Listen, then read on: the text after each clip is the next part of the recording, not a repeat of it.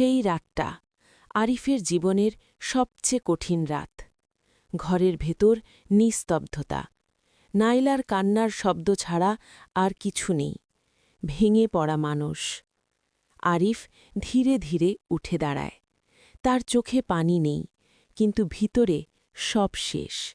সে শুধু একটা কথাই বলে, আমার সাথে এটা কেন করলে? নায়লা কাঁদতে কাঁদতে বলে, আমি চাইনি, আমাকে বাধ্য করা হয়েছে।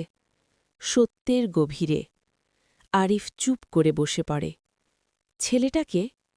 নায়লা কিছুক্ষণ চুপ থেকে বলে, তার নাম রায়হান। আমরা একে অপরকে ভালোবাসতাম, কিন্তু সে হঠাৎ আমাকে ছেড়ে চলে যায়। অদ্ভুত সন্দেহ। আরিফের মনে একটা প্রশ্ন জাগে, সে কেন চলে গেল? নাইলা বলে, আমি জানি না। একদিন হঠাৎ ফোন বন্ধ, আর কখনো খোঁজ পাইনি। বড় সিদ্ধান্ত, অপ্রত্যাশিত।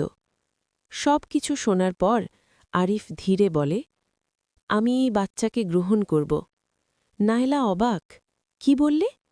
আরিফ চোখ নিচু করে বলে, তুমি এখন আমার স্ত্রী, তোমার সম্মান আমার দায়িত্ব। নতুন শুরু, নাকি ঝড়ের আগে শান্তি? নায়লার চোখ দিয়ে অঝরে পানি ঝরে। সে ভাবে, এত ভালো মানুষ আমি হারাতে বসেছিলাম। কিন্তু এই শান্তি বেশিক্ষণ টিকে না।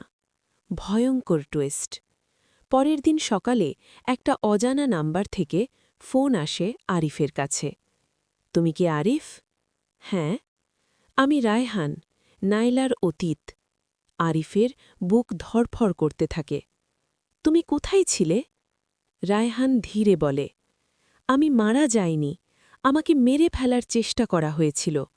বিস্ফোরণ। আরিফ স্তব্ধ। কি বলছ?